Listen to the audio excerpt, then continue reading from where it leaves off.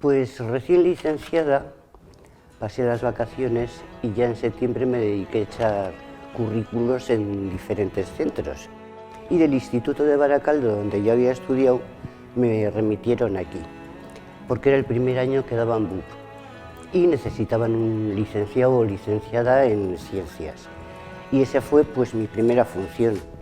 Como asignaturas daba casi todas las de ciencias, por no decir todas. Mi primer día en el colegio la verdad es que fue maravilloso. O sea, yo estaba escolarizada en Baracaldo y aquí venir era, bueno, pues venir a un colegio enorme, súper bonito, en el medio del monte, y yo estaba deseando venir. Entonces mi primer día fue estupendo, era lo que yo quería hacer y era un colegio nuevo, bueno, pues lo acababan de hacer. No sé, era todo lo que una niña yo creo que puede querer. Entré en este colegio en el año 85, curso 85-86, como profesora de lengua castellana y literatura. Y bueno, lo que recuerdo es que era un centro muy innovador. Me encontré con que el centro estaba inmerso en un plan de reforma educativa, que éramos pioneros y bueno, pues la respuesta es no hay libros. Entonces lo que me encontré es que yo tuve que aprender a aprender, pero también aprender a enseñar, ¿no? Entonces eso me pareció terriblemente un reto. Bueno, yo desde que conozco el colegio, el deporte ha sido una base fundamental en él. No sé, por el tema de las clases de educación física, por una parte, siempre hemos intentado que sean clases un poco innovadoras, meter cosas nuevas, que los chavales dentro de las clases se lo tomen en serio y procuren explotar al máximo todas las posibilidades. Entré en un momento de importante crisis económica en matriculación. La situación era dramática total. Fue muy duro, muy duro. La economía externa mal, la interna también, y encima no teníamos materia prima, niños. Y también, bueno, pues desde la administración hubo muchas presiones para el tema del euskera. Eta gogoratzeko asmoz, orain Robertok eta Izaskunek laburpentxo egingo digute.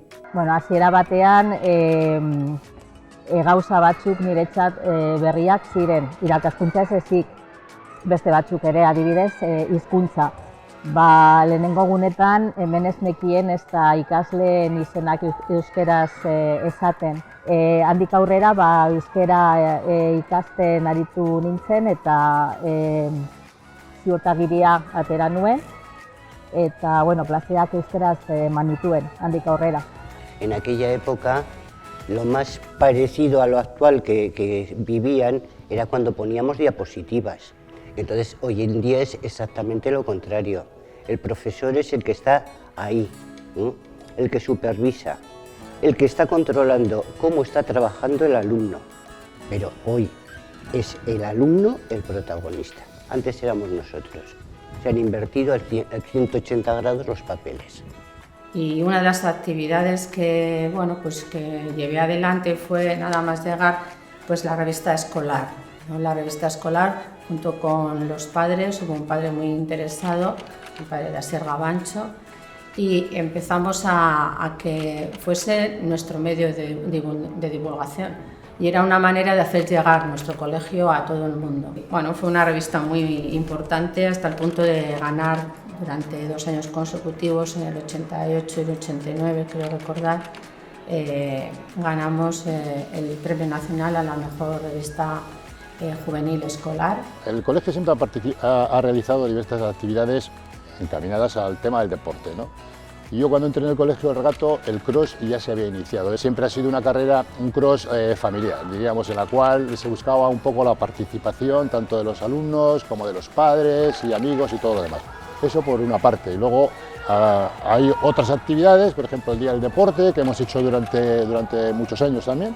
Yo prácticamente, desde que yo estoy, casi todos los años he hecho un día dedicado al tema del deporte.